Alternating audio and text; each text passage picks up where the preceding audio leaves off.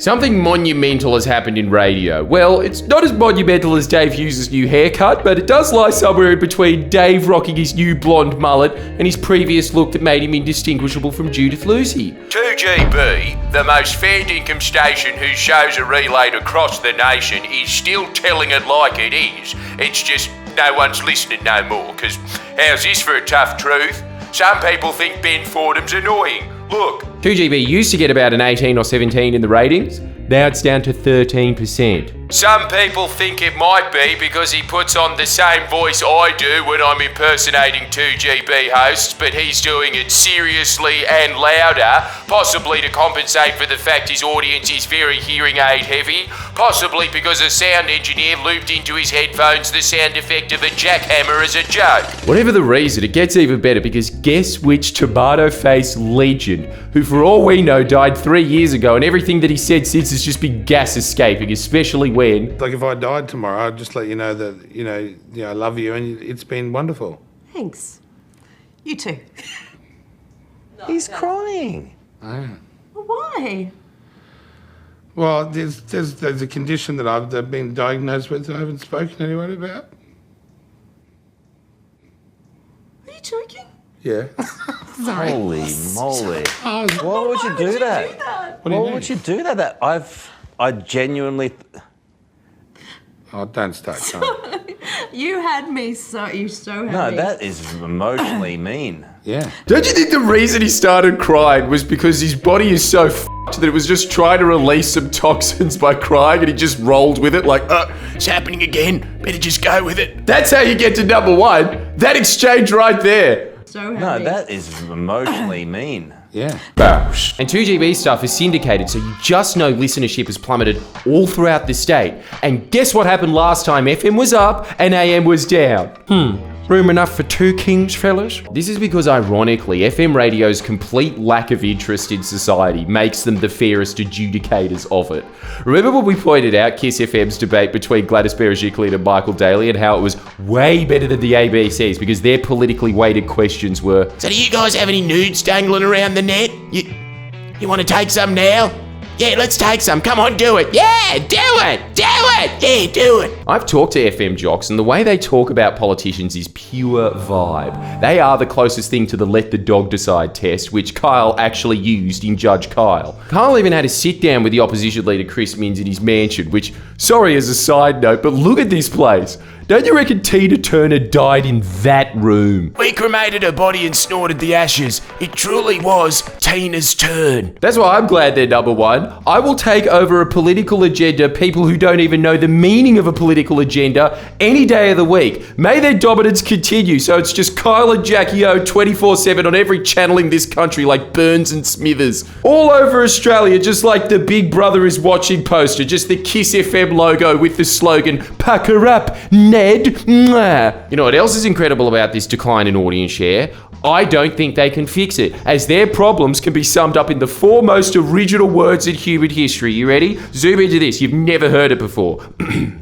Go woke, go broke. Long-time listener John Brogan says, only one letter away from his last name being Bogan. Perfect. 2GB sealed their fate when they swung to the left. He's a mad lefty. Alan Jones veered too far to the left for my liking, but he's better than his successor. Ooh, put a hook in your mouth, Ben, because you've been caught out. Now, quick disclaimer as always about political buzzwords like left and right. I hate them. You smug f***s on Reddit, yeah, I'm talking to you. That's how you sound to me. You're no different to people who leave comments on Daily Mail articles. Anyway, that's my opinion. Let me know what yours is in the comment thread below. Like and subscribe. Kiss FM. Now, having said that, you know what I think 2GB's audience is saying when they say 2GB has gone too far to the left? I think they mean 2GB was bought out by Peter Costello. I think the real divide they're talking about aren't these bullshit abstracted ideological terms like left and right. It's the haves and have-nots. Nine Fairfax has no f***ing clue about how to make propaganda for the have-nots. Alan Jones does. I don't know where Jones learned to flawlessly portray Franklin D. Roosevelt in Annie to the point that you thought, is that Daniel Day-Lewis on stage? And, oh no, it's the king of common sense. Wow. Actor, orator, receiver of oral. Triple threat. I do know, however, where he learned to talk to pensioners and low-income earners, and that's a lesson Benny couldn't learn at his preppy Riverview College. No, they only teach that course in the School of Hard Knocks. Not Knox. Look at the biggest voices in the country. Jones grew up in rural Australia to a coal mining father. Hadley grew up in Housing Commission. Bolt hopped around from Pissant Town to Pissant Town in South Australia, which I assume is more depressing than Housing Commission. From what I heard, one of his employees thinks that he was homeless for a while. Kyle Sandilands was homeless, which is why even though he looks like a bitchy gay man from Darlinghurst now, he's still got that Penrith mum twang in his voice. And that's a combination that, as advertised, is So Sydney. don't you reckon? If you combine Napoleon Purtis and Arnie Shelley into one person, they'd live in that house. Meanwhile, Ben Fordham, yeah, my dad owns a PR firm. How would you like to be the voice of the people, son? Okay, listen to what him and Gladys talk about. And I remember when I was in year 11 and year 12, I was outspoken on a few things, as were my friends, and we made change at our little school. So I commend them and hope to see change for them. All right, well done. There you go, girls. You've got the support of the Premier. Now, just lastly, the footy is back. It just occurred to me this morning, I don't even know who you support or whether you even follow any team, do you? You do not know who I support. I'm No. the number one ticket holder for the team I support. Who? Manly Seagulls. Oh, no. First game is Saturday afternoon against the Roosters. It'll be a tough match, but I think Manly will win. Oh, Premier. Go the Seagulls. You're a Manly fan.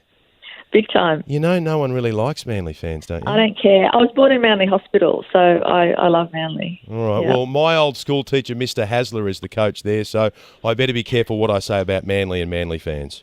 Indeed, but I think everybody is really happy that the NRL's back, and Hang on just a sec, I've got to do the best Krusty the Clown impression on earth. You ready for this? You ready?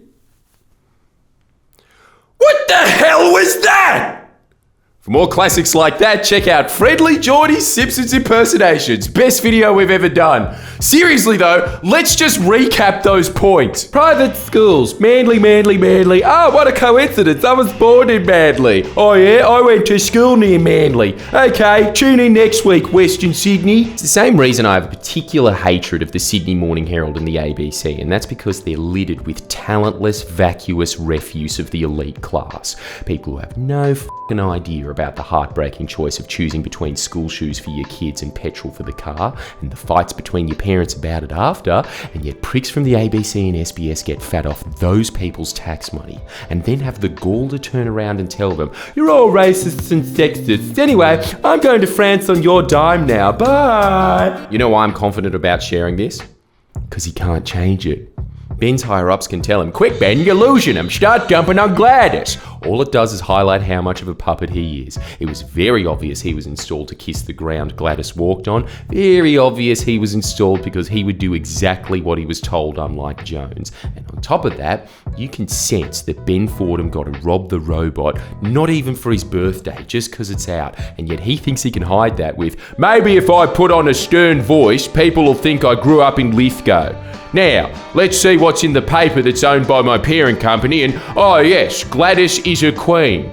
Well, it's about time someone was saying what we're all thinking. What's particularly exciting about this is it shows that Malcolm Turnbull consolidating the media further by allowing Nine Fairfax to merge purely to satisfy his own narcissism as, why isn't there a Murdoch press that worships me? That has upset the delicate balance of just the right amount of dominance the Liberals need in the media to get elected. The sheer hubris of the worst, most unlikable faction of the Liberals, the ones whose big crusade in life is, there's not enough female CEOs. Why is it just the boys that get to avoid tax? Because they've never travelled past Dover Heights, they think that that's what the average person thinks.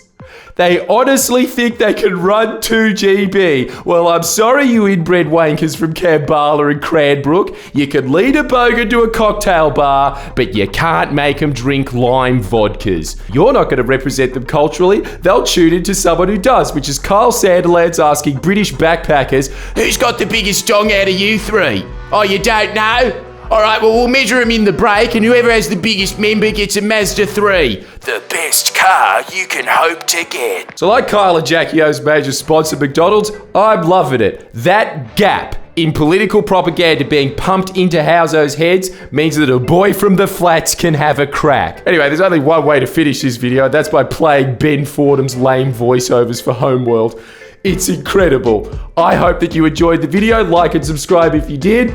Take it away, Ben, you multiple property owner. I'm sure you've been to their fake suburb. Planning to build or rebuild? Then head online, homeworld.com.au. A great place to start, and you can explore over 300 different display homes. They come from 50 different builders, all from the comfort of your own home. Homeworld.com.au. From luxury homes, duplexes, granny flats, knockdown rebuild options, hop online, get inspiration for your build. There are new ideas, you can connect directly with builders, a world where ideas come to life. It all starts at the website homeworld.com.au.